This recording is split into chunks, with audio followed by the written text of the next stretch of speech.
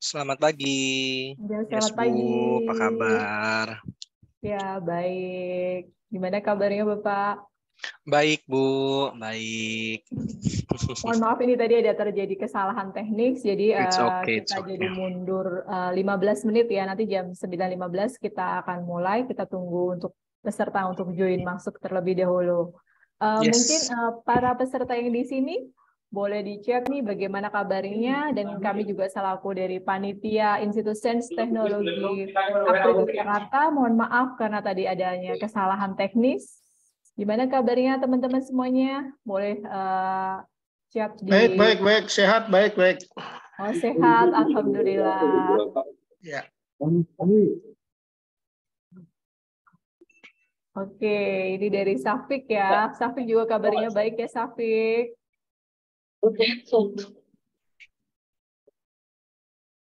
Pada pagi hari ini kita tentunya akan membahas terkait webinar dengan tema Banking in Digital Era. Tentunya dengan narasumber yang sangat profesional dan telah memiliki pengalaman profesional, yaitu Bapak Andrianus Setiawan dari Blue BCA. Oke.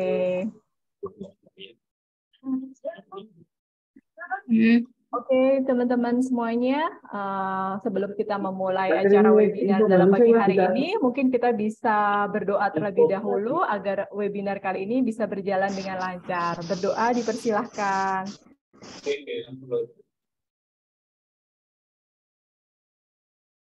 Terima kasih, berdoa selesai. Selamat pagi teman-teman semuanya dan Bapak Ibu yang saya hormati. Assalamualaikum warahmatullahi wabarakatuh. Selamat datang Bapak Andrianus Setiawan dari Blue BCA. Terima kasih kehadirannya dalam acara webinar volume 22 yang diselenggarakan oleh Institut Sains dan Teknologi dalam rangka Dies Natalis ISC Akprim yang ke-51. Dalam kesempatan pagi hari ini, kita akan membahas tema terkait dengan banking in digital era. Tentunya kita setiap hari udah nggak asing ya dengan transaksi dan layanan perbankan, terutama di era digital saat ini, karena kita saat ini dapat melakukan transaksi perbankan hanya dengan smartphone ataupun dengan telepon yang ada di genggaman. Bapak dan Ibu semuanya udah bisa melakukan transfer, kemudian pembukaan deposito, dan lain sebagainya. Tentunya dalam webinar kali ini nanti akan banyak manfaat nih yang akan disampaikan oleh Bapak Andrianus. Mungkin kita akan bisa bagaimana mengelola keuangan di era digital, ataupun kita bisa melihat langkah-langkah yang konkret nih untuk mengatasi masalah-masalah keuangan di era digital saat ini. Nah, sebelumnya mungkin saya akan bacakan kurikulum vitae dari pembicara kita yang udah experience ini. Kurikulum vitae Bapak Andrianus Setiawan, mungkin dari operator boleh minta tolong untuk di-share kurikulum vitae-nya. Ya, benar. OB, sebingkeng.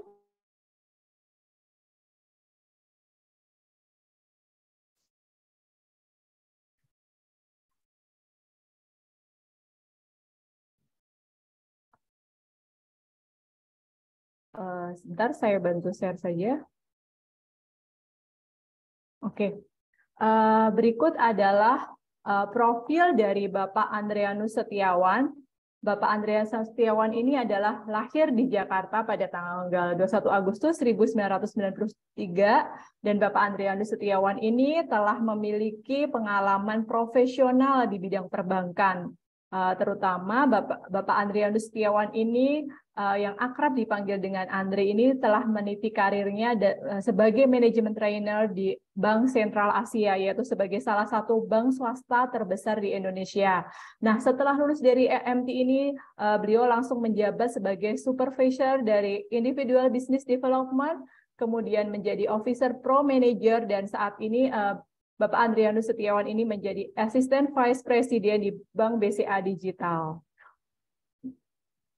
Nah, Tentunya Bapak Ibu dan teman-teman semuanya telah melihat ya bagaimana kiprah dari Bapak Andrianus Setiawan di bidang perbankan. Oleh karena itu saat ini saya persilahkan untuk Bapak Andrianus Setiawan untuk bisa memulai webinar. Dan karena waktunya kita molor 15 menit sehingga untuk jangka waktunya Bapak Andrianus Setiawan bisa share materi sampai dengan pukul 10:15 menit. Kemudian setelah 10:15 menit kita akan mengadakan Q&A dari pertanyaan dari Bapak Ibu atau teman-teman semua nih yang tertarik dengan bagaimana sih sebenarnya peranan perbankan ini dalam industri digital. Oke, kepada Bapak Andrianus Setiawan saya persilahkan. Monggo Bapak.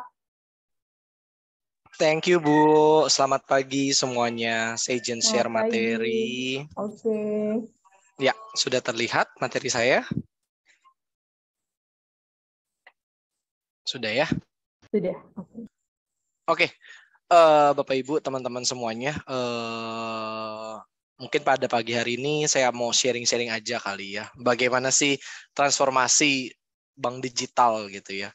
Dimana menarik sih, saya pribadi juga sebelumnya ada di BCA gitu ya. Sekarang saya ada di anak perusahaannya BCA yang bergerak di bank digital. Jadi saya salah satu yang cukup merasakan perubahan yang terjadi ketika bank akrabnya mungkin bank konvensional gitu ya. Ketika dia transformasi ke bank digital atau menambah satu core bisnis yaitu bank digital itu sendiri. Nah, itu yang mungkin saya akan sharing pada pagi hari ini kepada Bapak Ibu semuanya. Sebelumnya saya mau bawa data sedikit Bapak Ibu. Sebenarnya kalau ngomong Indonesia, apakah sudah masuk digital era gitu ya, dan apakah siap? Kalau dari data ini siap. Kenapa Bapak Ibu? Kalau Bapak Ibu lihat di depan di layar sini, saya ada bawa data. Itu dari data yang dipaparkan di depan, itu mayoritas sudah masuk kepada para milenial, Gen X, Gen Z, dan post Gen Z. Itu yang banyak ada di pasar gitu ya.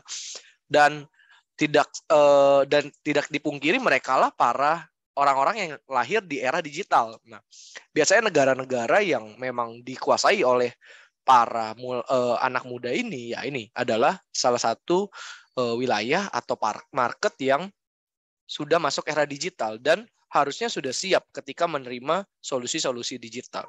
Ada beberapa negara Bapak Ibu yang belum siap sebenarnya ketika masuk produk-produk digital. Tapi kalau untuk Indonesia itu sudah cukup siap.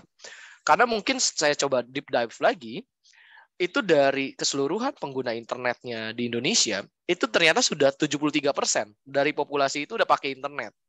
Udah lumayan Pareto ya Bapak Ibu ya, sudah mayoritas pakai internet. Dan bahkan 133% itu punya ponsel. Ini kenapa bisa lebih dari 100%? Karena mungkin ini saya salah satu penyumbangnya gitu ya. Saya secara pribadi personal punya 2 handphone gitu, punya 2 ponsel. Nah ini yang menyebabkan hal itu terjadi. Dan udah mendekati 70% juga dari populasi itu punya namanya sosial media yang ini sangat akrab di digital gitu ya. Jadi ditanya apakah Indonesia ini sudah masuk era digital, sudah masuk dan sangat siap.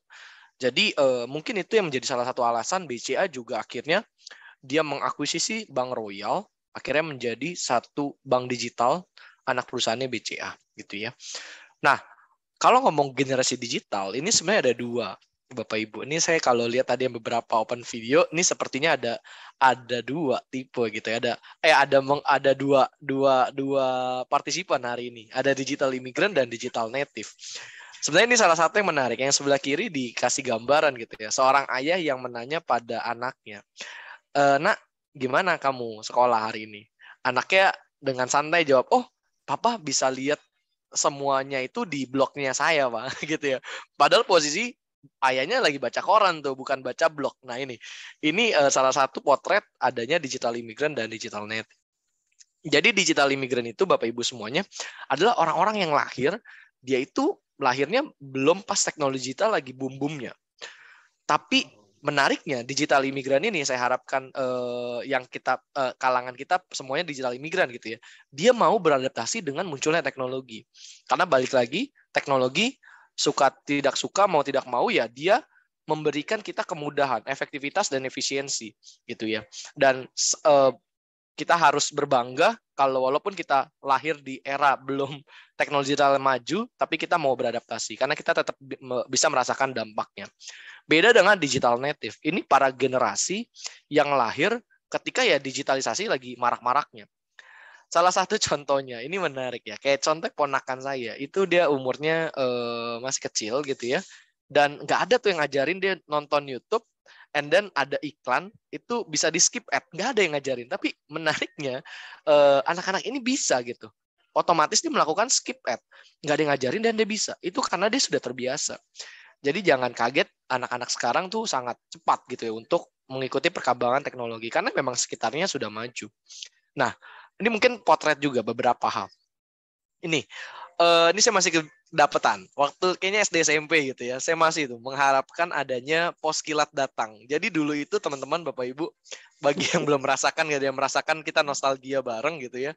Ini kita ada saat-saat di mana menunggu surat dari siapapun itu gitu ya, kekasih mungkin gitu ya, atau saudara jauh, itu yang membuat kita berkomunikasi dengan mereka yang jaraknya jauh. Tapi sekarang enggak. Kita itu tinggal lewat WhatsApp dan hal lainnya gitu ya, itu sangat mudah untuk kita bisa mendapatkan kabar, berkomunikasi dengan mereka walaupun tidak berdekatan.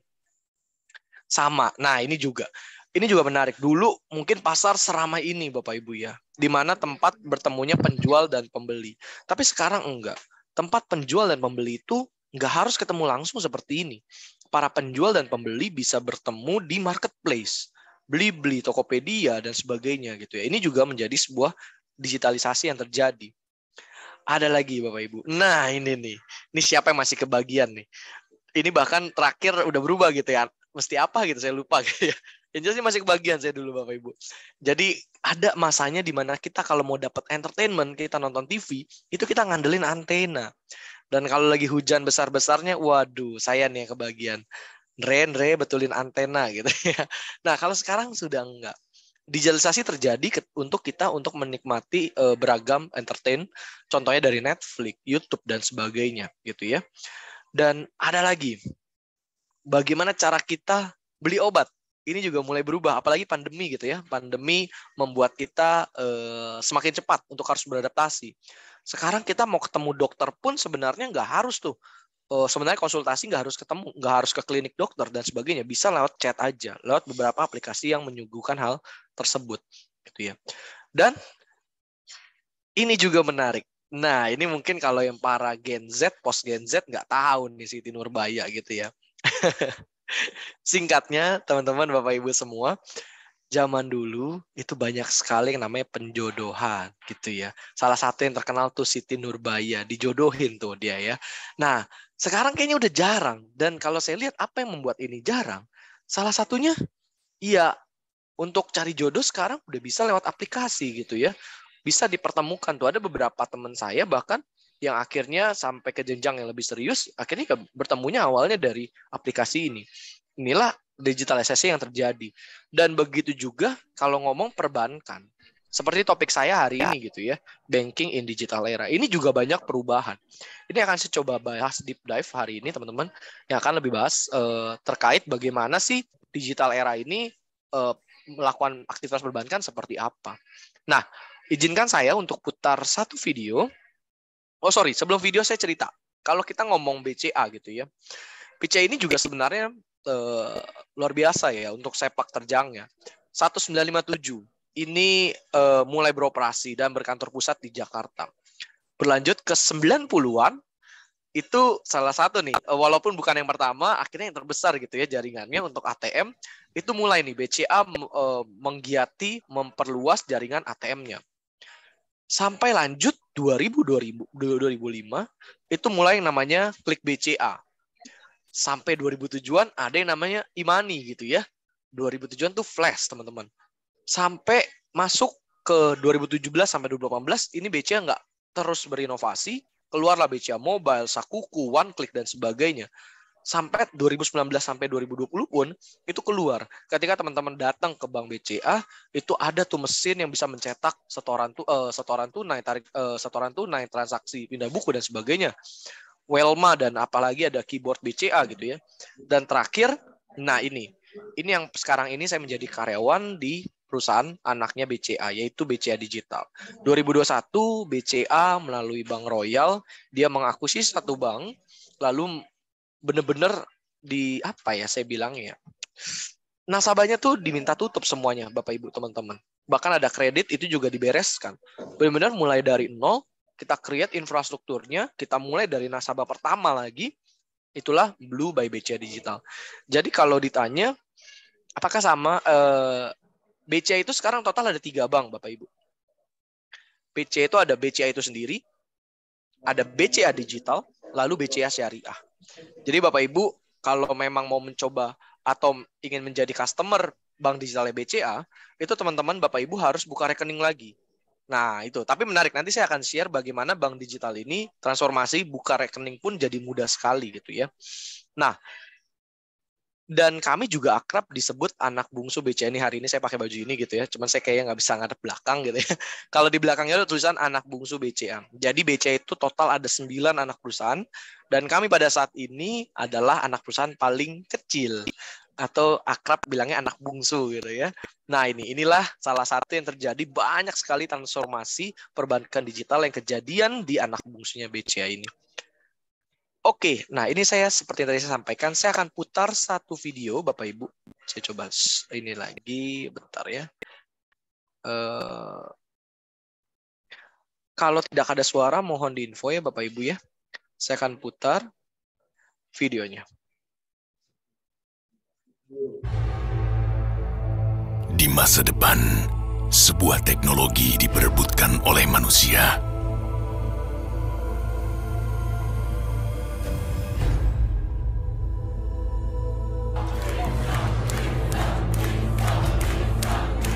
Keselamatan dunia ada di tanganmu. Teknologi yang mengubah cara manusia mengatur keuangan. Teknologi yang... Mas, ganti deh ceritanya. Teknologi kayak gitu udah ada. Nih, Blue. Blue? Iya, dari BCA Digital. Sebentar dulu, saya belum selesai. Teknologi ini membuat manusia bisa buka rekening sambil melakukan apa saja. Kemana aja? Belum bisa juga. Wah. Rekeningnya sudah aktif ya, Kak? Tapi ini nomor rekeningnya bisa dibikin sesuai keinginan kita. Dejavu deh gue. Customer service-nya 24 jam gak tuh? Oh, please. Gak kayak dia nih. Jadi aku yang kena, sayang. Sabar ya, bro.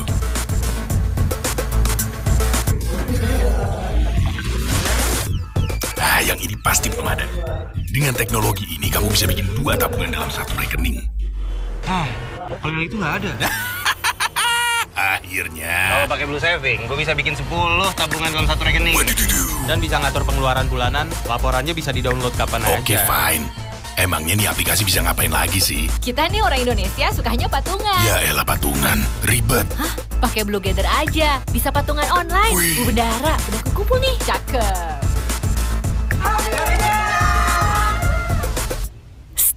Iya, selamat ulang tahun, Eyang. Tabungan liburan kita kekumpul nih. Teknologi kita juga bisa bikin planning liburan. Siapa? Teknologi kita. Siapa yang ada? Aduh. Kalau depositonya bisa top up, Abi, transfer ke bank lain tanpa biaya.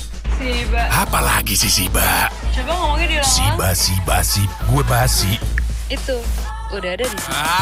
Semua transaksi sehari-hari bisa dari sini, bro. Ada remindernya lagi. Jadi, transaksi penting gak bakal ke-skip. Buka rekening Blue juga bisa lewat aplikasi Blue. Biaya adminnya pasti mahal. Bebas biaya admin kali. Transaksi lebih gampang. Tinggal scan. Terus, bisa tarik tunai tanpa kartu di semua ATM BCA. ATM BCA kan banyak. Ya, bisa. Ya udah, nyerah deh. Terus ngapain tunggu di sini? Bilang ini aja, Om. Blue. Oke. Blue, bank digital yang bisa ini itu dan menyatu dengan hidupmu. Oke, Bapak Ibu, teman-teman semua. Nah, kurang lebih seperti itu videonya. Jadi kelihatan ya, ini kelihatan lebih ke apa ya, digitalisasi lah dan sebagainya. Dan ini saya coba deep dive, mendalami apa yang coba disampaikan dari video tadi gitu ya. Dan mulai dari yang pertama, ini sebenarnya salah satunya yang transformasi ketika bank itu ternyata pada era sekarang ini gitu ya, itu nggak harus punya cabang. Saya ulangi, bank pada saat ini tidak harus punya cabang, Bapak Ibu. Dan ini beneran kejadian. Itu kejadian pada BCA Digital atau Blue. Itu kita nggak punya cabang sama sekali. Jadi kalau BCA itu punya cabang, ya sebenarnya itu bukan punya cabangnya BCA Digital. Karena balik lagi, BCA itu total punya 3 bank gitu ya. BCA itu sendiri, BCA Digital, dan BCA Syariah. Jadi bank-bank di cabang itu, yang di BCA itu bukan cabangnya BCA Digital. Dan sampai saat ini, dan kami juga dapat arahan dari manajemen, kami nggak akan buat cabang, Bapak Ibu. Jadi semuanya akan selesai lewat aplikasi. Terus bagaimana cara para customer kami, para calon nasabah gitu ya, yang mau menjadi nasabah kami? Caranya mudah. Itu mereka akan menyelesaikan semuanya lewat handphonenya. Jadi ini yang terjadian. Transformasi digital perbankan itu nggak mengandalkan cabang sama sekali. Dia mengandalkan ekosistemnya, mengandalkan teknologinya, yaitu di handphonenya teman-teman itu sendiri. Jadi kalau Bapak Ibu misalnya gitu ya, nanti mau coba untuk menjadi nasabahnya Blue, itu welcome banget. Tinggal download di Play Store atau App Store, cari saja Blue by BCA Digital, lalu Bapak Ibu tinggal lanjutkan rangkaian pembukaan rekeningnya. Dan ini sama sekali nggak harus ke cabang. Terus memang sih ada beberapa nasabah yang perlu kami konfirmasi datanya. Konfirmasinya pun Bapak Ibu nggak harus ke cabang. Nanti di aplikasinya sendiri, Bapak Ibu tinggal melakukan video call dengan staf kami yang bertugas. Jadi ini yang menarik. Nggak harus ke cabang. Jadi kejadian apa? Jadi kalau saya presentasi gitu ya, atau saya lagi ke sekolah-sekolah atau kampus gitu ya, saya selalu bilang, kalau buka Blue, yang penting punya KTP. Sekarang baru bisa yang punya KTP aja Bapak Ibu, punya handphone, dan sebenarnya nggak harus mandi. Karena cuci muka aja lah cukup lah gitu ya, rebahan sambil baru bangun tidur itu bisa. Kenapa? Karena dan sekarang pun kalau buka rekening, itu kalau bank itu kan ada operasionalnya teman-teman. Normalnya itu dari jam 8 pagi sampai 3 sore. Dan transformasi yang terjadi karena nggak butuh cabang, itu teman-teman Bapak Ibu, BCA Digital membuka kesempatan untuk masyarakat Indonesia buka rekening itu dari jam 6 pagi sampai jam 10 malam. Dari Senin sampai Minggu. Ini yang luar biasa ketika kita coba switch ke digitalisasi. Gitu ya. Itu yang pertama. Dan itu ada tulisan, bisa pilih nomor rekening, cantik lagi. Nah, ini nggak seluruh bank digital menawarkan fitur ini, tapi di Blue, Bapak Ibu bisa sampai satu titik pilih nomor rekening cantik gitu ya. Itu sangat mungkin terkejadian. Saya lanjut. Transformasi selanjutnya. Waktu dulu saya mulai ada penghasilan gitu ya, atau sebenarnya nggak harus punya penghasilan. Nah, waktu saya kuliah pun saya udah mulai nih. Waktu itu saya juga ada penghasilan dari mengajar gitu ya. Itu saya memisahkan tabungan saya pribadi yang buat uang kuliah gitu ya, sama uang pemasukan saya. Saya nggak mau ini kecampur. Akhirnya saya mesti buka 2 rekening bank gitu ya. Atau ketika saya sudah mulai kerja, itu saya mulai menabung tuh. Saya mulai membuat namanya dana darurat. Nih saya kebetulan ya bersyukurnya dapat ilmunya gitu ya. Penting buat kita jaga punya dana darurat. Akhirnya saya buka lagi tuh 1 tabungan untuk saya memastikan nggak kepakai gitu ya. Atau bahkan kalau orang tua gitu ya, itu bisa sampai punya 5 rekening tuh. Dia sampai siapin beberapa tabungan untuk anaknya. Ini saya buka tabungan lagi ya, buat tabungan anak saya yang pertama. Saya buka rekening lagi ya, buat tabungan saya anak kedua. Atau yang mau nabung nikah gitu ya, atau nabung untuk beli sesuatu bareng-bareng. Akhirnya dia buka 1 tabungan lagi. Nah, sekarang lewat perbankan digital, itu tidak usah. Lewat Blue sendiri, Bapak Ibu ketika sudah buka 1 rekening, Bapak Ibu bisa bikin sampai 40 tabungan. 20 tabungan. 20 tabungan. Jadi bukanya sekali aja. Setelah itu tadi kalau case-nya saya, berarti saya tinggal tulis, bikin tabungan di sana adalah tabungan saya, penghasilan saya, gaji, uang pendapatan gaji, lalu saya buat lagi adalah tadi ya, saya misalnya buat dana darurat, lalu buat saya transport, buat saya makan, itu saya tinggal buat. Jadi rekening yang ada di bank digital, salah satunya Blue, itu teman-teman bisa custom, Bapak Ibu bisa custom, bisa atur sendiri mau namanya apa, dan Bapak Ibu bisa buat sampai 20 tabungan. Saya sharing sedikit, ini yang menarik. Ini harus saya dapat sharing ini dari para mahasiswa gitu ya. Dia bilang ke kami seperti ini, Kak, saya itu setelah punya Blue, saya jadi setiap bulannya saya jadi punya sisa uang loh. Dulu saya nggak pernah bisa nabung. Saya ngerasa, loh, oh gitu, gimana tuh caranya? Nah ini menarik sekali. Jadi dia bilang, dia itu setelah dapat uang saku, contoh lah ya, dia dapat uang saku, lalu dia selalu tahu setiap bulannya saya cuman punya 2 juta rupiah untuk saya pakai uang makan dalam waktu 1 bulan. Ini menarik. Dulu belum pakai Blue, dia tuh satu uang saku dia itu uang saku dia totalnya dia tahu segitu sebanyak itu, tapi dia nggak bisa pisahin dengan mudah. Dia cuma tahu di pikirannya dia doang aja. Ada 2 juta rupiah untuk uang makan. Yang kejadian itu sering kali sebelum akhir bulan dia sudah habis uangnya. Jadi udah mulai nggak ada duit tuh, udah mulai bulan-bulan angka tua.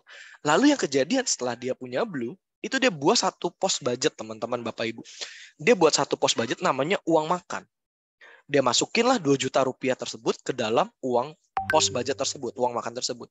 Dan yang dia lakukan adalah, dia bilang, saya pernah pada satu titik 2 juta rupiah itu, 2 minggu pertama, uang saya tinggal 500 ribu di budget tersebut.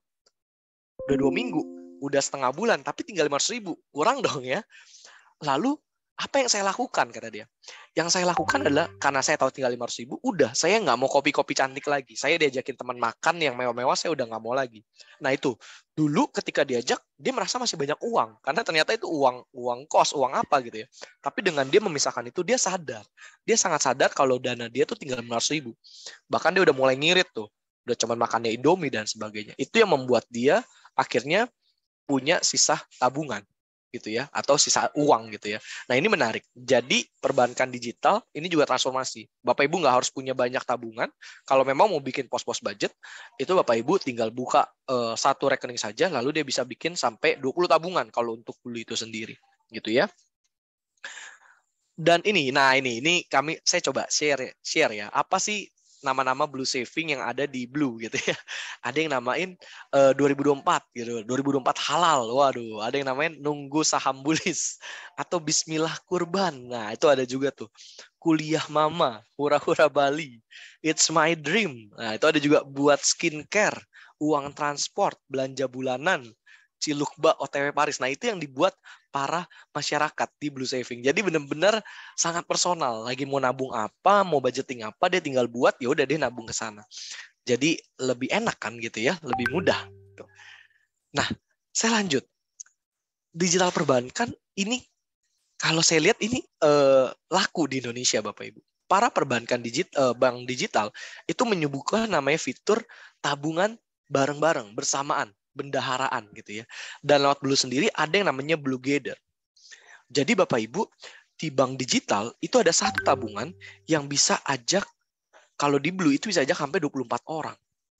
Mungkin saya ambil contoh biar mudah dimengerti ya. Arisan misalnya. Jadi misalnya arisan, biasa kan ada yang pegang uangnya gitu ya. Itu saya tinggal buka satu. Arisan Akprin misalnya ya. Arisan Akprin, yuk kita semua arisan bareng gitu ya. Saya tinggal undang 24 orang, maksimal 24 orang ke dalam arisan tersebut. Oke. Habis itu apa yang kejadian? Kalau dulu saya kalau nggak punya Blue, nggak punya bank digital Blue, itu saya harus tiap bulan laporan. Ini yang sudah transfer ya, uangnya sudah sekian ya, itu saya harus laporan. Tapi kalau buka Blue Gather, saya nggak harus laporan lagi ke siapapun. Karena semua yang saya invite itu bisa memonitor tabungannya atau itu udah ada berapa. Dan ini PR-nya nih, arisan kadang-kadang kita suka curigaan gitu ya, sujon gitu ya, ke orang-orang yang pegang dananya. Jangan-jangan uangnya dipakai nih, kalau pas kocokan atau lagi bawa bayaran, baru dibalikin uangnya gitu ya. Nah ini nggak akan kejadian.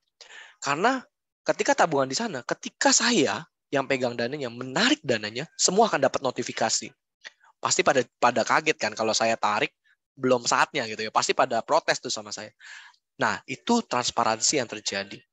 Atau misalnya mau patungan nih para cucu-cucu buat ke kado nenek gitu ya. Nah itu tinggal buat juga bisa tuh. Cucunya tinggal nabung ke sana, ya udah. Semuanya juga tahu sekarang tabungan untuk kado nenek itu udah berapa. Kado nenek kan ulang tahun setahun sekali gitu ya. Lalu setelah udah selesai kasih kado gimana? Ya nggak apa-apa. Bank digital memberi kemudahan, kita sangat custom. Mau tutup ya udah tinggal tutup. Nggak mesti ke cabang, nggak mesti apa. Tinggal tutup aja di aplikasinya. Lalu kalau nanti butuh ya buka lagi.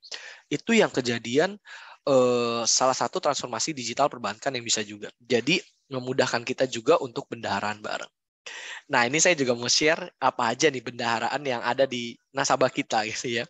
Ada, nah ini, arisan Nona Cantik gitu. Ada juga yang pada tabungan rame-rame buat ke trip ke Labuan Bajo gitu ya. Ada Big Family. Nah, ini ada juga nih, kas kelas 12A. Itu uang kasnya sekarang sudah masuk ke Blue Gather. Itu enak banget, bendaharanya udah nggak usah laporan uang kasnya ada berapa gitu ya. Bendaharanya juga udah nggak usah nagih-nagih ke orang-orang yang belum bayar, karena semua orang tahu siapa yang udah bayar, siapa yang belum, gitu ya. Dan hal-hal lainnya. Itu ada buat anak kita mas, operasi papa lah gitu ya, uang kas basket, dan sebagainya yang teman-teman bisa lihat di layar. Nah, lalu apa lagi? Ini juga kejadian. Jadi kalau kita ngomong bank digital, ini ada satu transformasi besar-besaran terkait biaya admin. Mereka cenderung membebaskan biaya admin. Kenapa? Karena mereka nggak punya biaya untuk buka cabang. Cabang kan mahal ya teman-teman ya. Belum lagi mesti ada sumber daya manusianya di dalam cabang tersebut. Nah, ketika bank digital tidak punya cabang, artinya dia punya cost efisiensi yang luar biasa. Sehingga yang menyebabkan dia kasih banyak bebas biaya admin. Saya kasih contoh yang ada di Blue. Blue itu bisa kasih bebas biaya admin bulanan. Jadi Bapak Ibu kalau buka rekening Blue, itu Bapak Ibu nggak akan kena potongan apapun setiap bulannya.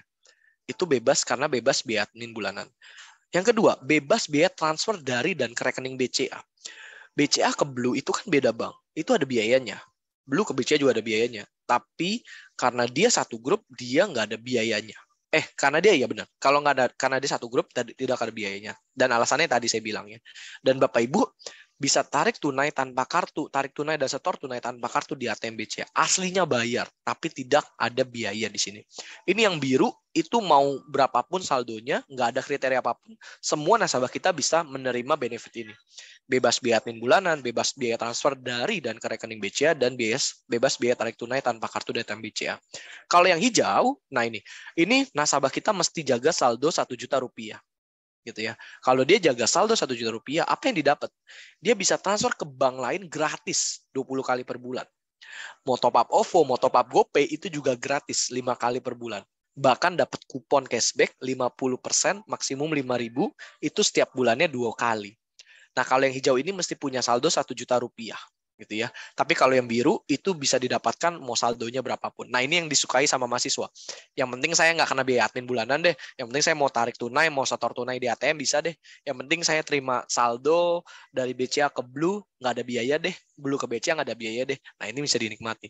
Tapi ketika mahasiswa atau Bapak Ibu yang sudah bisa punya penghasilan, nabung pelan-pelan gitu 1 juta, bisa dapat benefit lainnya dari Blue. Nah, ini bank digital kaya dengan bebas biaya admin, Bapak Ibu. Itu yang menarik. Karena cost efisiensi menyebabkan dia bisa memberikan bebas biaya admin yang luar biasa banyak. Saya lanjut transformasinya. Nah, ini transformasinya. Jadi mungkin sekarang cash udah mulai berkurang gitu ya, apalagi pandemi. Jadi bagaimana bank itu menyiapkan satu fitur yang namanya QRIS gitu ya. Sempat debat panjang gitu ya pemerintah dan netizen. QRIS dan QRIS gitu ya. Akhirnya finalnya QRIS yang benar ya. Dan cenderung bank digital itu memberikan banyak sekali promo. Nah, ini mungkin saya kasih contoh yang saya master adalah di Blue gitu ya. Di bank digitalnya BCA, itu Bapak Ibu bisa cashback 50% di kopi kenangan. Kalau nonton di Sigifun bisa cashback 4.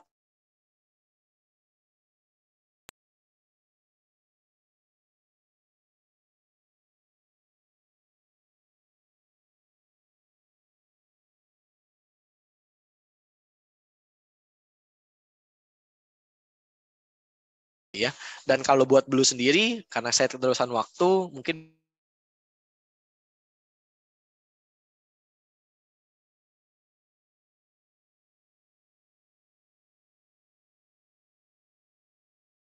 banyak kartu debit. Nah, kalau bank digital itu dia lebih berfokus pada kartu virtual. Oke, Blue sendiri sekarang ada virtual card-nya, tapi fisiknya nggak ada. Awalnya kami nggak mau Bapak Ibu ada fisik kartunya, tapi ini banyak netizen yang meminta gitu ya. Nah, nanti juga ada kartu fisiknya. Tapi saya bisa tekankan, bank digital itu sangat kental dengan fokusnya ke dalam ke dalam virtual card. Jadi sebenarnya punya kartu, tapi nggak ada fisiknya. Di kartu biasa ada apa sih? Ada nomor gitu kan, ada CVC, CVV, ada kapan expirednya. Itu bisa dilihat di aplikasi. Jadi sebenarnya nggak perlu fisik pun bisa. Nah, jadi Bapak Ibu lewat kartu virtual ini Bapak Ibu bisa transaksi di semua e-commerce, lewat belanja internasional, lokal juga bisa. Bapak Ibu kayak belanja Grab, OVO itu sebenarnya bisa masukin tuh nomor kartu untuk belanja gitu ya. Nah, selanjutnya kalau ngomong bank digital itu all in one platform. Semuanya bisa selesai lewat aplikasi itu sendiri. Contohnya transfer itu bisa lewat aplikasinya sendiri. Kalau transfer itu ini beda ya. OVO, GoPay itu bukan bank ya Bapak Ibu. OVO, GoPay itu cuman bisa maksimal 10 juta rupiah aja ada dana. Tapi kalau bank digital, Blue itu sendiri bisa nggak ada terbatas tuh dana yang bisa berapa. Bahkan kalau mau transfer itu sehari bisa sampai 2,5 miliar. Nah itu luar biasanya. Jadi benar-benar nggak perlu ada cabang tuh. Bayar beli, mau bayar air, mau bayar listrik, mau bayar pulsa, mau beli kuota. Atau buat anak muda gitu ya, mau beli voucher Mobile Legend atau mau beli voucher Steam dan sebagainya, itu bisa lewat aplikasi Blue gitu. Top up e-money, OVO, GoPay, bayar QRIS gitu ya, setor tunai, virtual account. Kalau BCA ada erat kaitannya BCA virtual account dan Blue Gift.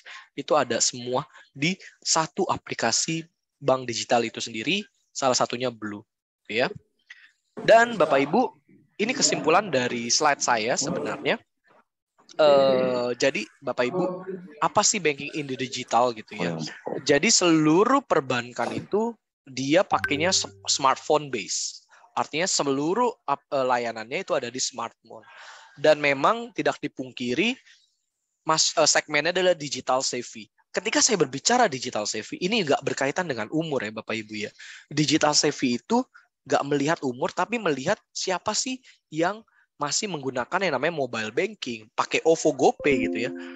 Contohnya misalnya orang tua saya, itu sudah berumur, tapi dia pakai tuh, bisa untuk pesan Grab, pesan Gojek. Nah itu dia udah masuk ke digital savvy. Jadi digital savvy itu tidak terbatas pada umur. Tapi mereka yang tadi, digital imigran dan digital native. Mereka adalah segmen para bank digital. Yang ketiga, all-in-one platform, semuanya selesai di bank digital tersebut, dan digital ecosystem. Ini Bapak Ibu kalau ngomong digital ecosystem menarik gitu ya. Blue ada di Blibli, Blue ada di Telkomsel Ready gitu ya. Nah, Blue itu ada di seluruh platform digital gitu. Nggak ada tuh platform Netflix contohnya. Netflix kan platform digital ya. Nggak ada tuh yang namanya Netflix menerima pembayaran lewat loket, nggak ada. Makanya di Netflix bisa bayar pakai Blue lewat Blue virtual card-nya contohnya.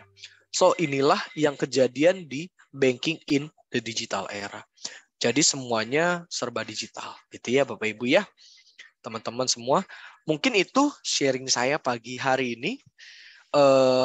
Gambarannya seperti itu, terjadi transformasi yang luar biasa dan saya melihat transformasi ini sangat customer focus, artinya bukan menguntungkan bank secara langsung, tapi lebih menguntungkan para masyarakat, para customer. Bisa kasih beragam biaya admin gitu ya, kemudahan, efisiensi, promo, dan sebagainya. Itu yang bisa dinikmati para masyarakat sekarang dengan adanya para bank digital, salah satunya Blue. Nah, Blue sendiri itu punya grup BCA, jadi welcome Bapak Ibu yang belum punya bank digital, pakailah Blue dari grupnya BCA, pastinya sudah prudent gitu ya, sudah terpercaya, dan Bapak Ibu pasti akan dapat layanan dan benefit-benefit yang prima dari BCA. Mungkin itu dari saya kembalikan ke Ibu Moderator.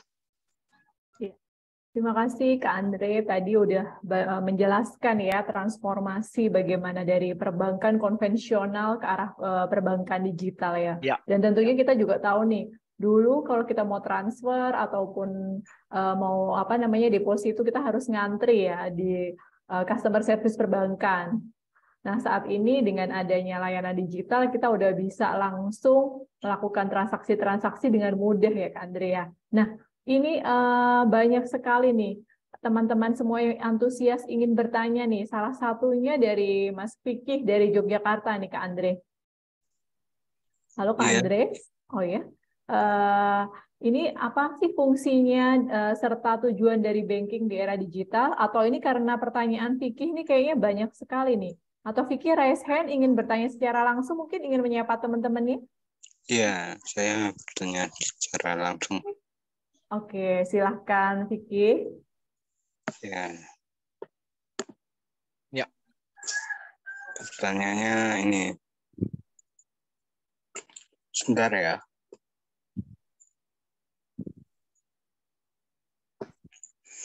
Apa saja dampak negatif dan keuntungan dari penggunaan Blue BCA mobile banking di era digital saat ini? Ya. Apa saja benefit dan pelayanannya? Sudah. Oke.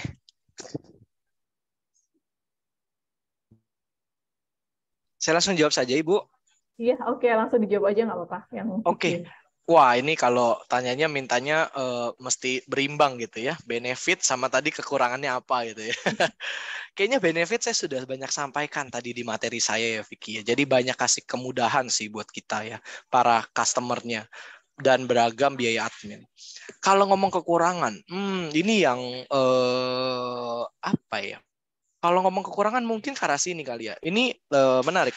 Kalau saya lihat di industri, ini salah satu tantangan besar untuk para bank konvensional gitu ya, yang saat ini mungkin belum memumpuni gitu ya, untuk dia bisa berkembang ke era digital. Gitu. Mungkin saya bukan lihat ini kekurangan, tapi tantangan gitu ya buat para industri perbankan yang harus memastikan dia tetap eksis gitu. Kalau bank-bank besar ini udah mulai bergerak luar biasa gitu ya. Terakhir saya tahu BUMN itu salah satunya ya, itu BRI, itu juga punya. Bapak Ibu bisa explore gitu ya. Itu sekarang punya bank digital juga. Nah, ini yang menarik buat bank-bank yang tidak sebesar kami, itu juga harus catch up untuk hal ini. Ini menjadi tantangan buat mereka. Dan yang kedua, mungkin balik lagi tantangan, saya nggak ngomong kekurangan. Tantangan buat para non-digital savvy, gitu ya. Ketika non-digital savvy ini datang ke salah satu merchant, let's say gitu ya, dan dia lihat ada diskon 50%. Waduh, tapi saya nggak bisa pakai Blue-nya. Saya nggak ngerti nih cara pakai handphone gitu ya, non-digital savvy ya. Saya nggak terbiasa pakai aplikasi digital. Dan dia tidak bisa menikmati benefit dari Blue itu sendiri. Jadi mungkin itu kali ya yang saya bisa sampaikan secara singkat terkait, saya nggak ngomong kekurangan, tapi tantangan kali ya untuk industri pebisnis dan customer itu sendiri. Kalau benefit, adakah yang mau lebih spesifik, Vicky? Karena tadi saya so far sudah banyak sih sampaikan benefitnya, Vicky. Cukup menjawab, Vicky? Ya, kira-kira fitur-fitur apa saja yang penting yang sering digunakan dalam penggunaan Blue sendiri ya? Ya, Blue BCA. Oke, kalau ngomong fitur, saya share experience saya ya. Fiturnya, hampir seluruh fitur tabungan saya pakai. Jadi itu ditanya bergunanya seperti apa, tergantung kebutuhan kita, Vicky. Saya sekarang pakai Blue Saving itu total ada 6 Blue Saving. Yang memudahkan saya, yang membuat saya menutup rekening saya sebelum-sebelumnya. Gitu ya. Itu karena saya sekarang dengan ada Blue Saving, saya uang makan, uang dana darurat, uang investasi saya, gitu ya, tabungan investasi, kalau ada opportunity saya masukin gitu ya, itu saya udah nggak mesti pecah-pecah lagi ke beberapa rekening. Itu sangat memudahkan saya untuk mengatur keuangan saya. Saya nggak harus kena biaya admin lagi. Yang salah satu lagi ya, sharing pribadi, Blue Gather. Blue Gather itu benefit buat saya untuk terkait uang kas. Itu juga, itu yang kejadian di tim saya. Sekarang saya udah nggak usah tanya lagi tuh ke tim saya, uang kas kita ada berapa ya? Saya nggak usah tanya lagi. Itu udah enak. Siapapun yang mau tahu uang kas kita sudah berapa, atau ada berapa, atau sisa berapa, ya tinggal lihat di Blue Gather itu sendiri. Dan terakhir, saya punya satu tabungan dari BCA yang nggak kalah bersaing dengan BCA, bank digital lainnya, adalah Blue Deposit. Itu punya bunga dari 3,5% sampai 4,75%. Ini menarik. Ini benefit buat para customer yang mau punya bunga yang lebih kompetitif dari biasanya. Dan yang terakhir, satu lagi Vicky. Saya paling suka dari Blue itu ada fitur namanya Kris. Kenapa? Ini pandemi merubah saya untuk menjadi lebih sehat, lebih bersih gitu ya. Kenapa? Dengan kris saya itu udah nggak perlu ketika transaksi itu pegang uang tunai, Vicky. Teman-teman Bapak Ibu semua. Karena ngomongin tunai itu uang tuh perputarannya luar biasa. Dari orang satu ke orang dua, orang tiga, orang sekian gitu ya. Dan itu nggak tahu tuh sebanyak kotor atau enggak. Kalau debit card itu pun masih kotor menurut saya. Kenapa? Karena ketika kita kasih kartu debit, apa yang dilakukan sama kasirnya? Dia akan kasih mesin dan kita harus masukin PIN. Berapa banyak jari yang sudah memencet PIN tersebut, gitu ya.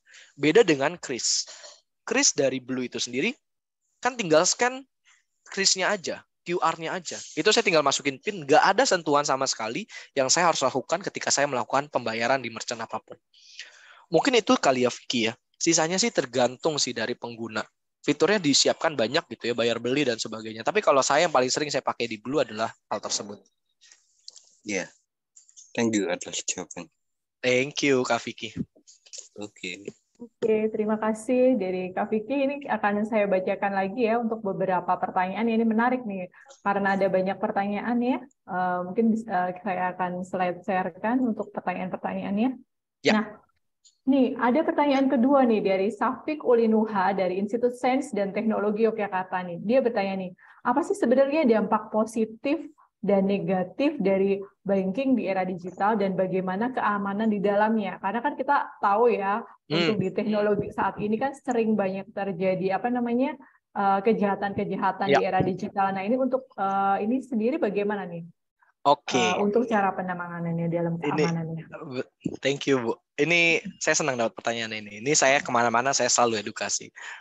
Mungkin saya akan sharing terkait keamanan gitu ya.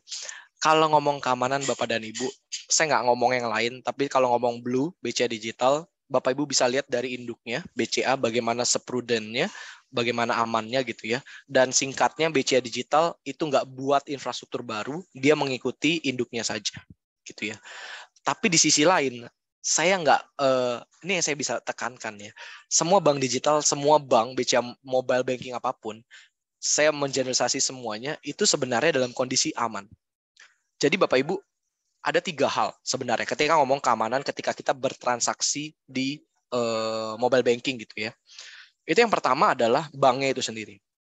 Banknya itu sendiri Bapak Ibu, bank itu adalah industri yang paling banyak regulatornya. OJK menjaga, BI menjaga. Dan Bapak Ibu, kalau dia punya izin untuk merilis, harusnya dia sudah melewati seluruh rangkaian regulasi yang diberikan. Keamanannya luar biasa Bapak Ibu.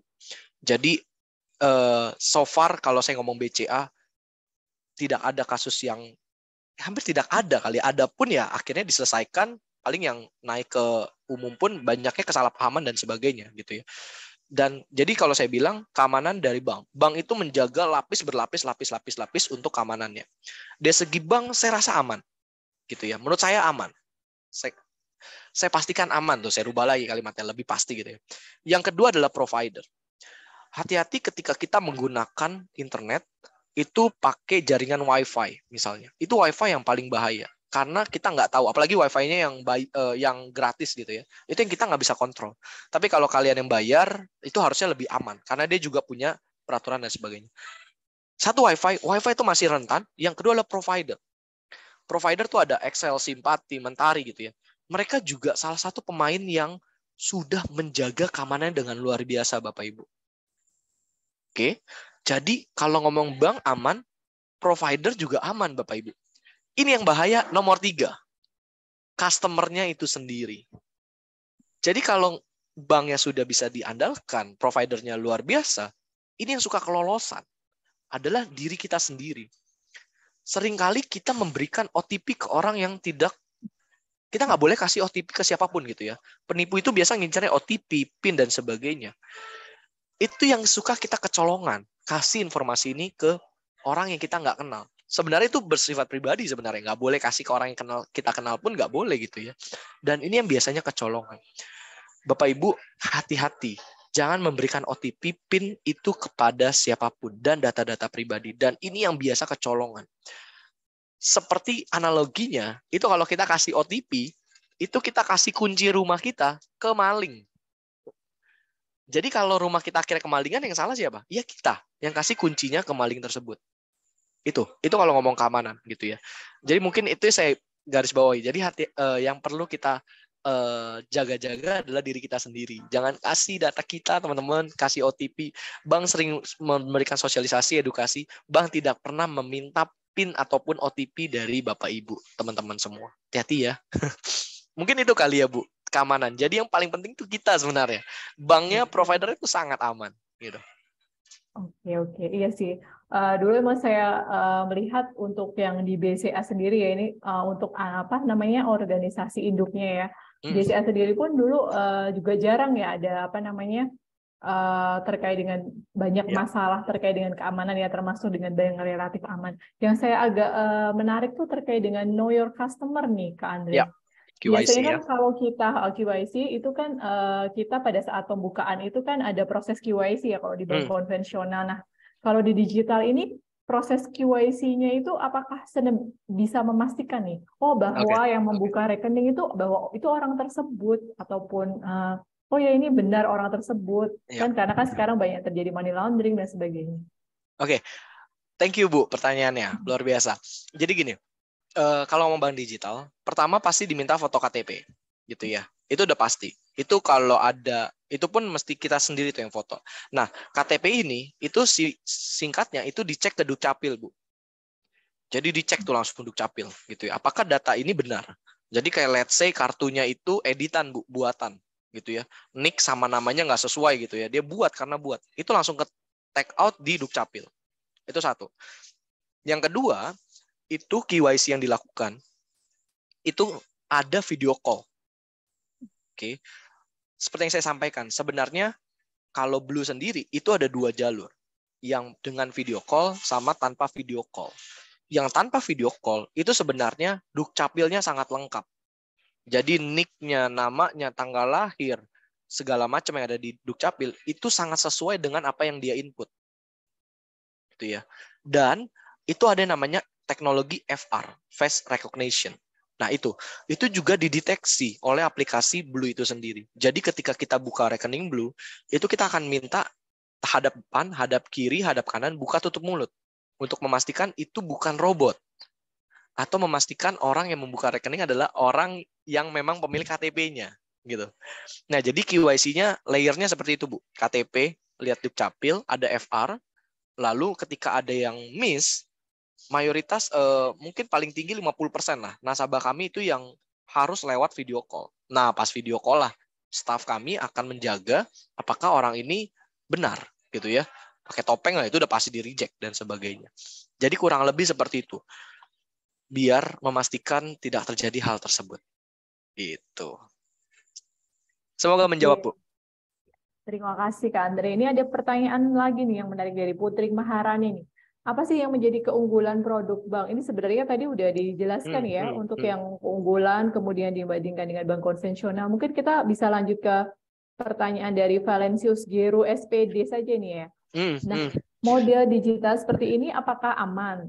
Karena kejahatan masuk ke via sesuatu yang digital. Ini tadi juga udah terjawab ya, Kak? Iya, yang penting kitanya. Ini kalau mungkin ada beberapa film yang bagus gitu ya. Ada beberapa di Google ya. Itu tuh kalau saya lihat, ini sangat make sense sih. Itu yang diincernya tuh kitanya. Ini sampai kalau ada yang penjahat niat ya, itu sampai kita dicari tahu di sosial media kita ya. Ternyata Andre nih suka anabul gitu ya, anjing kucing gitu ya. Itu sampai ada satu titik saya bisa jadi ya sampai ke penjahatnya tuh kirim email gitu. Ini klik ini untuk kamu dapat sesuatu untuk anabul gitu ya. Nah, itu disitulah udah mulai tuh ada scammingnya dan segala macam. Nah, biasanya di ujung-ujungnya saya bisa masukin PIN sama OTP. Again, hati-hati. Jadi keamanannya di kita gitu ya. Oke, ini ada pertanyaan lagi dari cowok ganteng nih. Siapa ini cowok ganteng? Luar biasa. Luar biasa ya, mengaku dirinya ganteng nih berarti ya. Jadi percaya diri nih ya. Ini apa namanya, untuk Blue, penggunaannya mudah nggak sih sebenarnya? Karena kita menggunakan Blue kemudian error nih. Kalau error, apakah CS-nya ini akan siap membantu nih? Karena aplikasi sebelah pernah ada error, tapi tanggapannya CS-nya sulit dan tidak membantu. Nah, tadi mengatakan bahwa bisa dipakai kris nih. Apakah untuk semua outlet bisa udah bisa dengan Blue di semua outlet, apakah Krisnya bisa digunakan? Nah, seperti ini. Ini bandingannya dengan aplikasi sebelah ya. It's okay. Oke, saya izin jawab ya, Bu. BCA punya CS yang juara dunia, Bapak dan Ibu, kalau yang belum tahu. Halo BCA gitu ya. BCA Digital juga pakai karyawannya Halo BCA, tapi di rebrand namanya Halo Blue. Bapak Ibu bisa kontak ke 100-668. Dia 24/7, kalau tadi Pemrek dari jam 6 malam sampai 6 pagi sampai 10 malam, tapi kalau ngomong call centernya Blue itu 24/7. Dan silahkan dicoba, dirasakan perbedaannya gitu ya. Kalau BCA ini kalau ngomong call center, balik lagi sudah juara dunia. Dan satu hal yang menarik, saya mau sampaikan, saya selalu sampaikan ini ke teman-teman saya. Blue itu punya staff di Instagram luar biasa banyak. Balik lagi, bank digital. Harusnya mayoritas customer-nya adalah digital savvy. Once digital savvy, harusnya punya sosial media. Jadi, coba deh, kalau ini boleh ya, telepon ke 1.500-668 tetap jalur tercepat. Tapi kalau tidak se-urgent itu dan butuh bisa mendrop pertanyaan via chat, boleh juga loh. Tanya lewat DM Instagram. Ke Instagram kami, Blue by BCA Digital. Blue by BCA Digital. Kami akan mengusahakan dalam hari yang sama pasti akan dijawab, gitu ya. Dan kami juga ada WhatsApp yang verified. Nah, WhatsApp-nya apa? Bapak Ibu bisa lihat dari Instagram, gitu ya. Jadi kalau ngomong call center luar biasa lah. Kalau grup BCA itu punya call center, tidak dipungkiri menjadi salah satu benefit yang bisa ditawarkan. Mungkin itu jawaban saya. Thank you. Oke, Kak Andri, terima kasih. Ini ada pertanyaan lagi nih dari Lucy dari Palangkaraya. Mohon izin Kak ini bertanya. Bu Nur, sorry. Tadi yang Kris bisa dipakai ke semua. Yang penting dia punya bisa. QR bisa. Sip. Ya, gimana Bu? Sorry. Bisa di semua produk ya. Oke, terima kasih. Nah, yang marak terjadi zaman sekarang mengenai kejahatan digital banking terjadi yaitu modus penipuan mengatasnamakan perbankan nih. Nah, link undian kemudian mengatasnamakan perbankan, penipuan via WhatsApp. Nah, bagaimana cara menghindari modus-modus penipuan ini? Karena kebanyakan orang masih belum banyak yang tahu mengenai apa sih pesan asli dari bank dan mana yang pesan yang itu tuh bukan asli. Nah, ini mungkin bisa dibantu jawab, Kak Andre? Bisa, sangat bisa. Saya kasih tau rumus paling generalnya, Bapak Ibu. Jadi, semua aplikasi gitu ya, semua institusi keuangan itu pasti ada call center-nya, gitu ya. Paling gampang, call center yang paling valid itu informasinya ada di aplikasi itu sendiri. Di aplikasi itu sendiri, bukan di link manapun yang diberikan oleh pihak manapun, gitu ya. Bapak Ibu sangat mungkin ada sebuah institusi keuangan itu punya program, gitu. Kami pun punya program, dan sangat mungkin kami melakukan kontak langsung dengan customer kami yang memenangkan program lah istilah kata. Lalu kita harus sigap Bapak Ibu untuk menanyakan hal tersebut ke call center resmi yang tadi saya sampaikan. Oke, call center yang resmi ada di website aslinya atau di aplikasi aslinya. Nggak ada salahnya kita tanyakan. Kalau memang rezeki kita, pasti rezeki kita, Bapak Ibu. Ingat, kalau institusi keuangannya, dia nggak akan nguber-nguber waktu ke kita. Sangat, kasih kompensasi waktu tuh sangat mungkin mereka berikan, gitu ya. Dan tadi, benar, social engineering ini. Ini pokoknya apapun kalian konfirmasi. Nggak apa-apa bawel dikit. Masalah uang bawel dikit nggak apa-apa Bapak Ibu. Cari tahu lebih banyak lagi gitu ya. Biasanya ada kode-kode khusus di sosial media seperti verified, centang biru lah, centang hijau dan sebagainya. Itulah yang terpercaya untuk teman-teman Bapak Ibu tanya. Terus lakukan double check, triple check kalau mungkin gitu ya. Kalau call center Bapak Ibu sudah jawab oke, nggak masalah loh. Tanya sekali lagi aja ke verified Instagramnya misalnya dan sebagainya.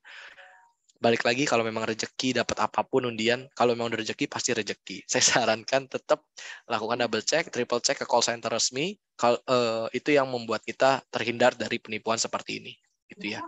Dan yang paling resmi ada di aplikasinya. Saya ulang lagi. Jadi jangan lewat Google call center resminya, itu jangan, gitu ya. Kalau bisa lewat aplikasinya pasti sebuah aplikasi dia punya satu SOP gitu ya, dia harus memastikan ada tempat kontak us gitu.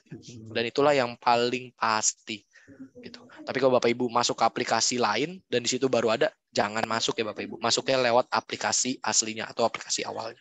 Itu dari saya. Thank you. Oke, terima kasih Andre. Jadi kita sebaiknya cek aplikasi aslinya ya daripada dari Google nanti ada. Iya, takut saya lebih salah sarankan ya. seperti itu. Oke, ini ada pertanyaan lagi dari Mindy nih. Apakah Blue BCA memiliki kantor cabang yang bisa didatangi dan seluruh transaksi layanan dapat diakses kapan dan di mana aja menggunakan model ponsel ataukah servernya bisa down dan cara mengatasinya bagaimana nih kalau servernya down? Oke, saya izin jawab ya, benar ya. Sampai saat ini kami belum ada arahan atau punya plan untuk punya cabang. Jadi kami benar-benar tidak punya cabang sama sekali. Gitu ya. Dan semua layanan bisa diakses dimanapun, kapanpun lewat handphonenya teman-teman. Dengan limit yang memang disediakan ya. Tadi saya bilang bukannya sehari bisa transfer ratusan miliar, nggak bisa. Tetap ada batasannya, 2,5 miliar. Batasan ini yang kami review secara berkala. Apakah customer akhirnya mayoritas butuh ditingkatkan lagi ya? Kami akan tingkatkan. Gitu ya. Sekarang ini 2,5 miliar itu bisa dilakukan. Gitu ya. Lalu apakah servernya bisa down dan cara mengatasinya bagaimana? Nah ini saya yang bilang. Kalau ngomong digital, dia sangat punya keterbatasan terkait server. Gitu ya. Ini ngomong server down, ini panjang kali lebar. Tapi yang jelas, pilihlah yang prudent, pilihlah yang memang sudah ternama, yang ini yang memastikan ketika servernya down, itu memang down. Nah ini bahayanya gitu ya. Ada beberapa aplikasi yang mungkin ilegal dan sebagainya, mereka bilang server down, padahal disitulah scamming sudah mulai terjadi gitu ya. Sebenarnya nggak down, it's okay gitu, tapi dia bilangnya server down. Tapi ya itu, bagaimana kita memilih aplikasi itu penting, apalagi udah ngomongin keuangan gitu ya. Bisa down? Bisa. Dan atasinya bagaimana? Kita punya tim IT itu sendiri. Kita punya IT team yang sigap untuk mengatasi itu sendiri. Dan once itu done, wah itu semua tim Sabtu Minggu dari nggak kerja langsung kerja. Jadi kalau tim IT teman saya gitu ya, yang ngurusin down-down ini itu udah disclaimer sama bosnya gitu ya, sama atasannya, sama BCA Digital lah ibarat kata. Sabtu Minggu sangat mungkin dia harus melakukan pekerjaan ketika ada server down. Dan bahkan ada yang piket di Sabtu atau Minggu gitu. Nah ini atasinnya pasti ada tim taktis untuk mengatasi hal tersebut. Mungkin itu jawaban saya. Thank you. Oke, thank you Andre. Ini tadi ada pertanyaan dari Mareta nih. Tadi ada 2 blok hijau dan biru. Untuk yang hijau ada batasan melakukan transaksi. Sedang yang biru, ya ini sangat disukai kalangan mahasiswa untuk gratis biaya transaksi. Apakah ini ada gratis biaya transaksinya juga nih untuk blok hijau untuk yang mahasiswa ini? Oke, thank you. Yang biru ada, saya ulangnya 3 ya, bebas biaya admin, transfer BCA ke Blue, Blue ke BCA, sama pakai ATM BCA. Kalau itu tidak ada batasan teman-teman. Jadi BCA ke Blue, Blue ke BCA nggak ada batasan. Tapi kalau yang hijau itu ada masing-masing ada batasannya, gitu ya. Ke transfer ke bank lain. Sekarang kami kasihnya baru 20 kali. So far sih mayoritas customer kami nggak habis tuh 20 kali juga gitu ya. Tapi ada juga yang habis. Nah itu yang baru ada batasan. Jadi kalau ke bank lain di luar grup BCA itu ada batasan 20 kali per bulan. Tapi kalau BCA ke Blue, Blue ke BCA tidak ada batas. Seperti itu Bu. Oke, jadi bisa menghemat ya kalau transfer ke bank lain ya. Karena kan kita sekarang tahu ya kalau misalnya pakai yang BI itu kan BI Fast ya. 2.500 ya, dari ini gratis. Oke, ini ada pertanyaan dari Mbak Vika dari Bisdik Akprin nih. Rata-rata kan customer-nya ini dari milenial nih. Nah, apakah orang tua juga bisa nih? Apakah aplikasinya juga user friendly atau enggak nih kira-kira? Nah itu, kami nggak ke milenial, Bapak Ibu teman-teman semua. Segmen target kami digital savvy gitu. Dan ditanya apakah user friendly, welcome, dicoba gitu Bapak Ibu. Tapi kami punya para leader, para manajemen yang punya satu visi seperti ini kurang lebih ya. Dulu kita dari SMS ke BBM, itu kita akhirnya terbiasa gitu ya. Dari BBM, kita pindah ke WhatsApp, juga akhirnya terbiasa. Nah, dia punya visi seperti itu, visi misi seperti itu. Jadi memastikan semuanya itu perubahannya apa ya, kayak istilah-istilahnya tuh yang mudah dimengerti. Bentuknya pun jangan berubah dari yang sebelumnya gitu. Jadi kalau ngomong user friendly, silakan dicoba. So far dari yang saya dapati dari komentar dari nasabah, review dari nasabah, itu sangat user friendly gitu.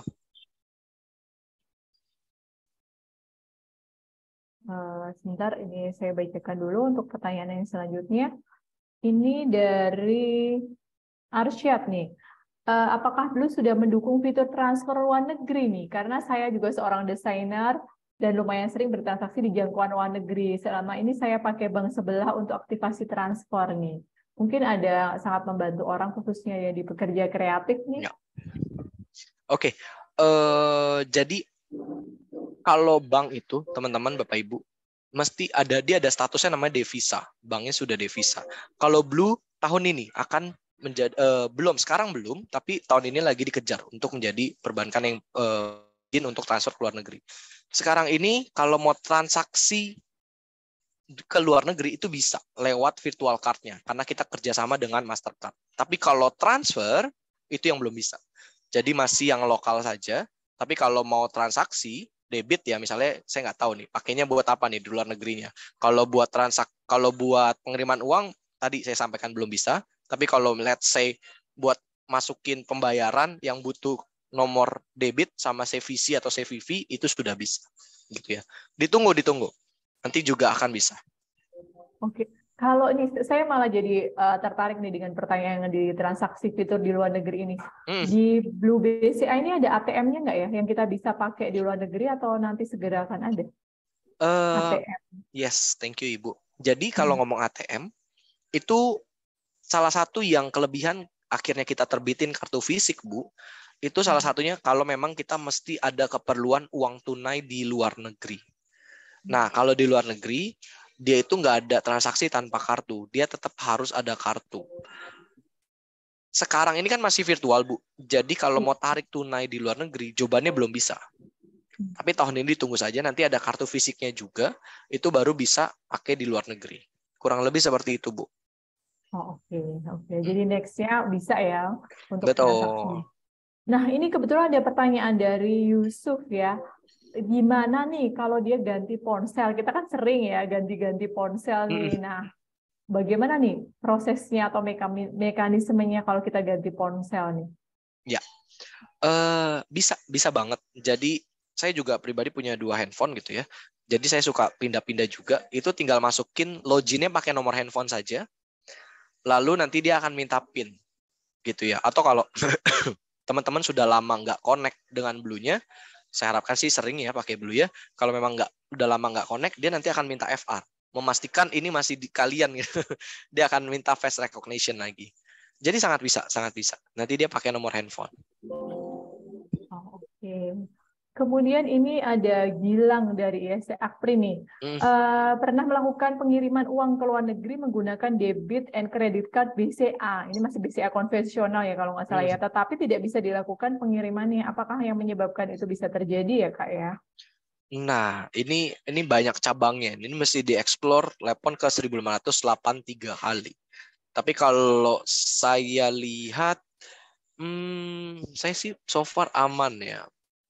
Ketika itu terjadi, biasa sih nyangkut doang deh. Jadi kayak ada waktu settle antara sebenarnya bukan BCA-nya, itu Mastercard atau Visa-nya tuh. Dia ada settlement time-nya. Saya lupa deh di jam 11 sampai jam 12 ya atau apa gitu. Tapi ini saya nggak bisa menjawab hal ini. Ada baiknya Gilang bisa tanya nih ke call center. Kejadian seperti itu gimana gitu ya. Gitu kali ya Gilang. Sorry nih untuk yang ini saya nggak bisa jawab. Jadi baiknya saya sarankan untuk coba tanya ke call center-nya BCA. Oke, jadi nanti bilang supaya telepon aja ya di call center-nya BCA. Betul. Nanti dia bisa Oke. explore, Bu. Oke. Kemudian ini tadi Arsyad ada pertanyaan lagi ya. Kadang sebagian orang khususnya pelaku bisnis ada yang membuat beberapa rekening nih untuk memisah keuangan. Bagaimana membedakan rekening itu cocok untuk keperluan apa nih, dan kalau dari Blue sendiri lebih cocok untuk rekening pribadi atau rekening bisnis ya ini ya, karena punya fitur gratis transfer yang lumayan meringankan. Saya sendiri membuat dan membagi beberapa rekening agak galau untuk pemisahan rekening sesuai fungsi dan kriterianya. Jadi dia galau ternyata karena bingung. Ya, sekarang ini ditanya buat pribadi atau bisnis, lebih ke pribadi sebenarnya. Tapi kalau mau dipakai bisnis, ada beberapa teman saya pakai Blue itu buat bisnis. Jadi dia terima uang, lalu dia pindahkan itu. Jadi dia ada 2 pos. Jadi ada uang bisnis jatuhnya. Jadi dia tinggal pindahkan posnya itu, uang tersebut ke posnya dia, uang bisnis gitu. Nah itu bisa dipisahkan. Tapi ada satu fitur yang lagi kami akan rilis tahun ini juga, namanya Blue Business. Nanti udah ditunggu saja. Nah itu baru clear banget. Teman-teman bisa pisahkan antara buat pribadi dan bisnis. Dan saya sangat strong suggest, yes, jangan digabung pemasukan pribadi, uang pribadi dengan uang bisnis. Jadi sekarang kalau mau pakai Blue ya tadi buka aja pos Blue Saving namanya uang bisnis atau teman-teman namainnya sesuai yang dimau. Gitu ya.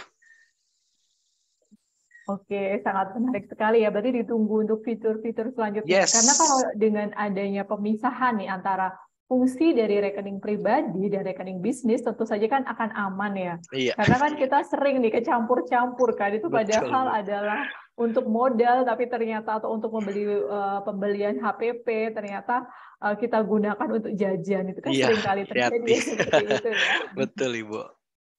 Oke, terima kasih. Ini masih ada beberapa menit. Apakah ada yang akan ditanyakan untuk diskusinya ini dari peserta teman-teman semuanya? Apakah ada yang ingin raise hand? Oh, ini ada satu lagi nih dari Safik Ulinuha. Untuk arisan atau urunan semua yang di-invite bisa melihatnya. Apakah hanya yang mempunyai Blue aja ini yang bisa melihat di akunnya ini? Thank you. Yang buat Blue Gather yang di-invite yang punya Blue aja. Hanya bisa yang punya Blue. Ajak aja temennya buka Blue. Nggak ada ruginya kok. Nggak ada biaya admin. mesti punya Blue baru kita bisa invite ke Blue Gather. Oke, jadi harus sesama yang memiliki akunnya ya. Berarti ya yang memiliki Blue BCA. Oke, ini tadi terima kasih sekali nih dari Kak Andre nih yang telah banyak sharing nih terkait dengan transformasi tadi dari bank konvensional ke perbankan digital ya, sehingga dengan adanya perbankan digital ini kita akan lebih memudah ya untuk mengatur keuangan nanti, dan ke depannya untuk ke luar negeri kita juga akan lebih mudah bisa mengambil uang dengan adanya ATM tadi yang udah bisa ya. Kemudian untuk bisnis juga the next-nya, kalau misalnya kita memiliki bisnis online ataupun apapun, ini akan lebih memudahkan ya, karena akan ada pemisahan nih antara rekening pribadi dengan rekening bisnisnya. Nah, ini kita tunggu untuk fitur-fiturnya. Oke, terima kasih dari Kak Andre.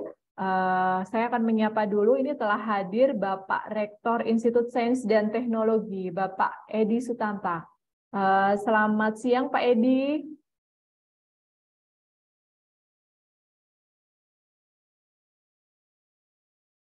Selamat siang, Pak Edi.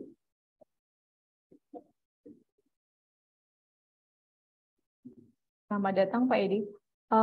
Mungkin kalau belum ini atau mungkin kita kalau terganggunya dengan kesalahan dari jaringan, mungkin kita akan diskusi lagi ya ini ya terkait dengan apa namanya dari aplikasi-aplikasi dari digital ini tadi. Nah, kemudian kalau kita tahu nih kalau di era transformasi nih dari konvensional ke digital ini kan pasti akan banyak terjadi apa namanya sering nggak sih dari udah pergantian yang memakai dengan apa namanya digital dengan konvensi digital ini banyak terjadi kejahatan-kejahatan nggak sih? Ada kasus-kasus nggak sih yang udah terjadi di Blue BCA ini? Kalau untuk pengalaman atau relatif semuanya aman tadi? Relatif aman Bu, so far gitu ya. Palingan bahkan yang scamming juga nggak ada sih. Kemarin di perusahaan Indo kami ya, yang lagi banyak serangan banget gitu ya, sampai ada sponsor ada iklan di sosial media dan sebagainya. Kalau Blue doakan saja, pastinya akan kami jaga terus untuk keamanannya Bu. Belum ada sih Bu untuk kasus seperti ini. Bahkan untuk kasus besar yang tadi ya 3 hal ya. Kalau bank itu kami sejauh ini prudent Bu untuk banknya sendiri. Provider pun belum pernah ada kesalahan untuk jaga keamanan. Kalau yang nasabah ada paling ya kasus-kasus sederhana lah Bu. penipuan yang sebenarnya tanpa bank pun kejadian, dia minta tolong di freeze lah karena saya ternyata ini orang yang nipu dan sebagainya. Tapi sampai kayak scamming besar-besaran sih sampai saat ini belum ada nasabah kami yang kebobolan gitu. Balik lagi nih nomor 3 ya Bu. Jadi pastinya tetap ada serangan-serangan ke pribadi gitu ya, bukan ke bank atau providernya. Tapi so far sih nggak ada yang sampai mencuat bagaimana gitu. Selama kita jaga data kita, OTP PIN, harusnya kita punya transaksi semua aman. Mau apapun itu aplikasinya, teman-teman jaga OTP dan. Oke, ini terima kasih nih Kak Andre. Jadi untuk dari segi keamanan nih jangan jangan khawatir ya, karena walaupun ini semuanya serba digital tapi aman. Nah, ini Kak Andre, ada pesan-pesan nggak sih ini buat terutama buat teman-teman mahasiswa nih? Bagaimana sih tips-tips untuk mengatur keuangan atau tips apapun itu dalam di era digital seperti ini? Oke, mungkin singkat aja teman-teman mahasiswa. Ini saya berapa kali gitu datang ke kampus dan saya tanya, ternyata belum punya rekening apapun dan rekeningnya hanya dipakai buat bayar uang kuliah dan sebagainya. Saya sarankan gitu ya, teman-teman mulai menabung, mulai membiasakan menabung, karena suka bilang nggak ada duitnya, buat apa ditabung, buat apa dibudgeting. Salah pendapat itu. Semakin dikit uang kita, itu sebenarnya harus semakin kita budgeting gitu, biar cukup uangnya gitu ya. Dan ketika kita diberikan apa ya? Sekarang pada saat ini kita diberikan, saya ngomongnya kepercayaan lah ya dari yang di atas gitu ya. Sekian dana. Kalau teman-teman sudah terbiasa mengelola keuangan yang kecil ini, ketika teman-teman dapat yang lebih besar, itu teman-teman lebih siap.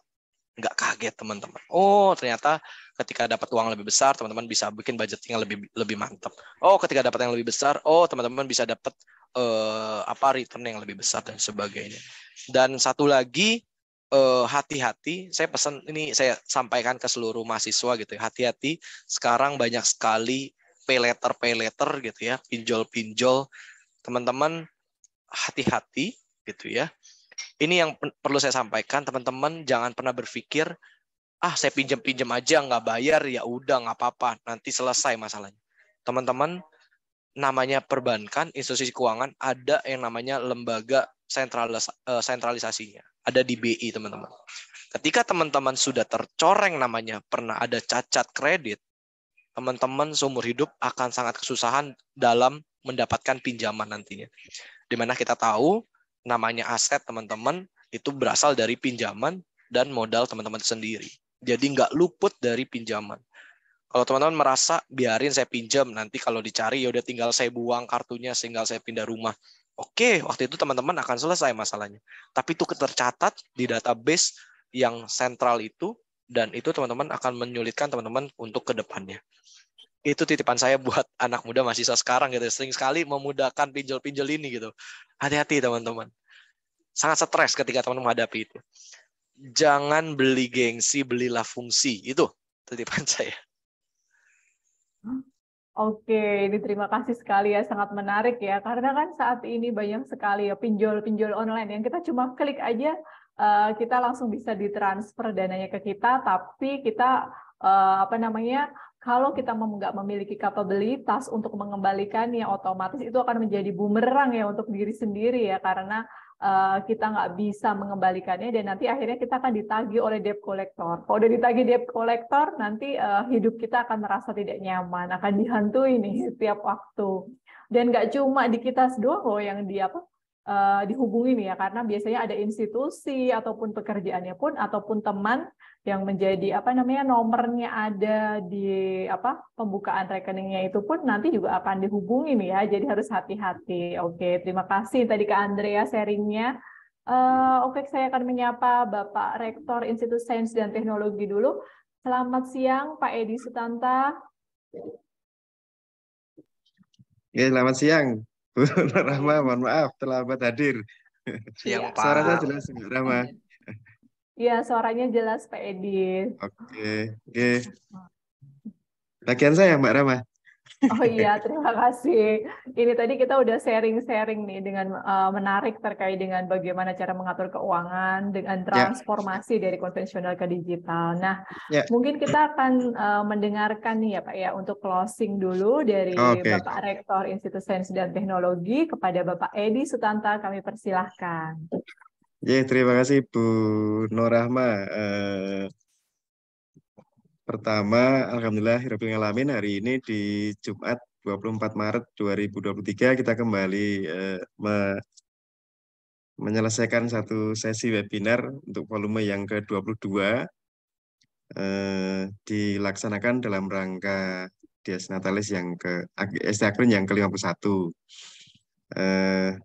Saya mengucapkan terima kasih kepada hari ini narasumber kita, Pak Andrianus Setiawan dari Blue BCA Digital, tidak bosan-bosannya untuk berbagi ilmu kepada kita semuanya, begitu. Dan juga hari ini moderatornya Bu Nur Rahma dari BISDIK ya, Bisnis Digital. Terima kasih juga. Apresiasi kami sampaikan kepada ya panitia penyelenggara, kemudian juga peserta yang hari ini sudah hadir sejak awal sampai akhir. Saya melihat tadi pertanyaan sangat banyak begitu. Ini menunjukkan antusias peserta pada perbankan di jenis yang baru ini, yang serba digital begitu. Nah, hari ini kita memperoleh keuntungan ya selain ilmu pengetahuan juga wawasan juga hari ini ilmunya gratis begitu, gratis dan baru saya rasa. Sesuai dengan perkembangan hari ini di mana semuanya ya serba mengarah ke digital. Kami mohon maaf ada hal yang kurang berkenan baik dari penyelenggaraan ataupun dari segala sesuatunya. Jangan lupa untuk nanti kita kembali hadir di webinar series yang berikutnya ke-23. Insya Allah akan terus berlanjut sampai angka ke-51 begitu. Dengan menghadirkan para narasumber yang berbeda. Sekali lagi terima kasih pada narasumber dan semua pihak yang sudah berperan. Semoga apa yang kita lakukan di pagi hari ini bisa memberikan manfaat bagi semuanya saja. Saya akhiri. Assalamualaikum warahmatullahi wabarakatuh. Saya kembalikan Mbak Nur Rahma. Waalaikumsalam warahmatullahi wabarakatuh. Terima kasih Pak Edi Sutanta. Nah, ini mungkin saat yang ditunggu-tunggu nih. Tadi ada pertanyaan nih, apakah kita kalau bertanya dapat hadiah nih? Nah, kita akan mengundi nih dari 2 penanya terbaik. Mungkin tadi dari Pak Andrianus. Kak Andre nih, kira-kira pertanyaan apa nih yang paling menarik nih dari Kak Andre? Pilih 2 pertanyaan yang menarik. Kira-kira apa sih yang dari pertanyaan tadi tuh yang paling menarik tuh apa? Nanti kita akan umumkan nih siapa pemenangnya. Dan kepada peserta jangan lupa isi presensi ya, supaya nanti kalau menang bisa ditransfer e-money-nya. Gitu. Nah, mungkin dari Pak Andre yang memilih untuk 2 penanya terbaik. Tadi ya, boleh dibuka lagi nggak ya Bu ya untuk boleh ininya? Boleh. Oke. Siap. Ini slide-nya saya bukain dulu. Satu yang keamanan Bu, ini mengingatkan kita gitu yang ya. Okay. Mengingatkan kita semua untuk apapun bentuknya keamanan tetap nomor 1 gitu ya.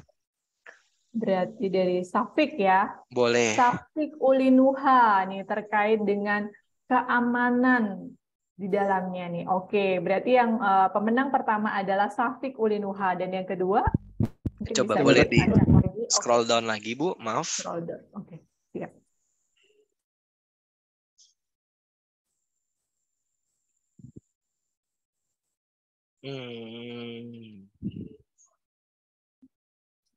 Tadi keamanan sudah ya.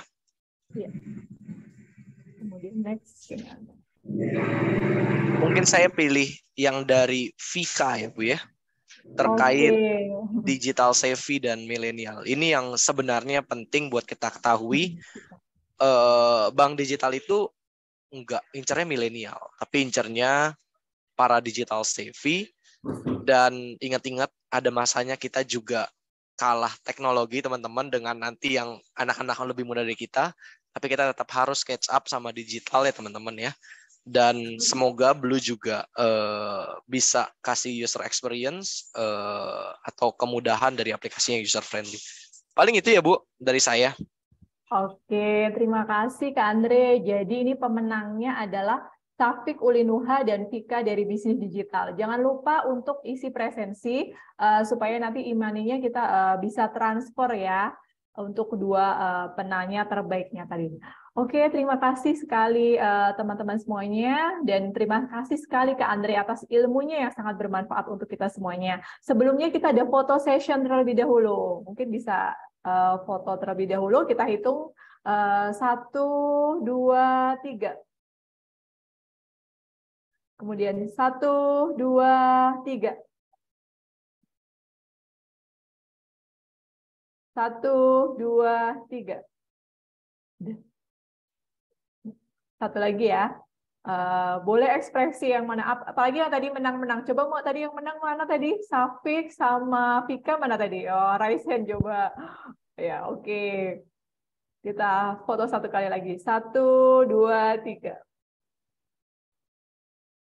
Oke, Bapak Ibu semuanya dan teman-teman semuanya, terima kasih sekali atas kehadirannya dalam acara webinar Banking in Digital Era ini.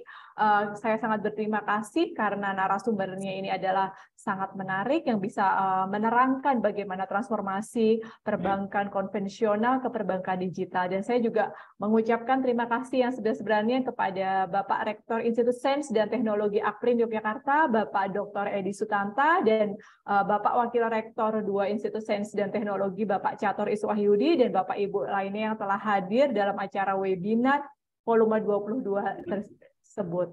Kurang lebihnya saya selaku moderator mohon maaf jika ada kesalahan. Billahi taufiq wal hidayah. Wassalamualaikum warahmatullahi wabarakatuh. Sampai ketemu di webinar selanjutnya dan jangan lupa untuk like dan subscribe di YouTube Institut Sains dan Teknologi Akprin Yogyakarta. Sampai jumpa. Thank you Bapak Ibu semua. Sampai jumpa. Terima kasih.